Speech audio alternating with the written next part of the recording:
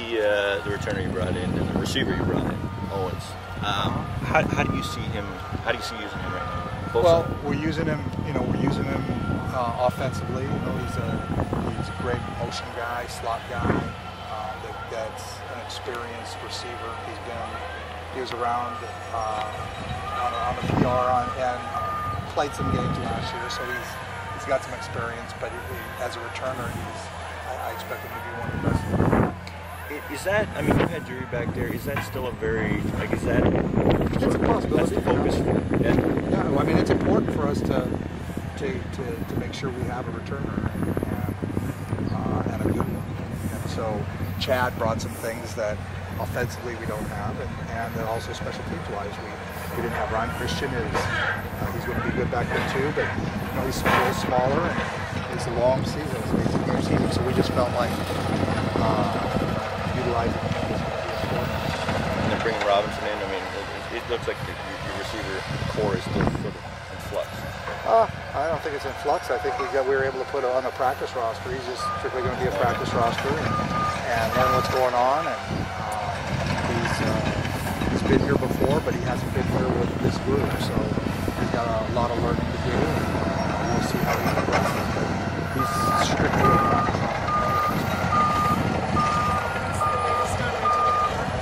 roster. Reggie's got, he's got a pulled groin, or it's called a psoas muscle. I went to 4 years of anatomy to learn that you spell that P-S-O-A-S. But he has this, first time in my whole career I've ever used that 5 minutes of anatomy. It's called the psoas muscle. But that's what is a little strained on him. So until he gets that correct, he can't play. So it's strained and he's getting treated every day. And he's able to be back, he'll be back. So is there any sort of expected timeline for that? Well, we're hoping within a week. We're hoping that by game 2 that he's able to go. He'll be out game 1. But we're hoping that hopefully after the weekend, he's working hard on getting ready. So he's ready. Talk about accountability some more towards the end of practice. Dalton having some hard time with the handoff and how important that is in a practice situation, even though it's almost over, to just keep going hard till the end. Yesterday we made it with 6 plays to go was when we lost our focus a bit. Today we made it with 2 plays to go, so we're making great progress there. So the goal is to make it through a complete practice, focus on every play, playing play at a time, and that's what we're trying to get through to these guys, that every play is a new one. And if you drop it on one, then the next play, focus and make sure that doesn't happen. And, so it just wasn't a good enough effort. And I'm sure there's no excuses. We don't allow any of those. So we got to make it through a complete practice, focus free, without the ball on the ground and without penalties and without doing the things that cost you games. Jim, I've talked to several of the players who all say this is one of the toughest training camps they've ever been through. They've told me what that means. I'm just wondering, was that your intent? What was the philosophy? Well, the intent of training camp is to find the players who can do the things you want. So when things get tough, that who's going to have your back and who's going to have the back of the guy next to them in the locker room. And, so part of it was that. Part of it was seeing who could play.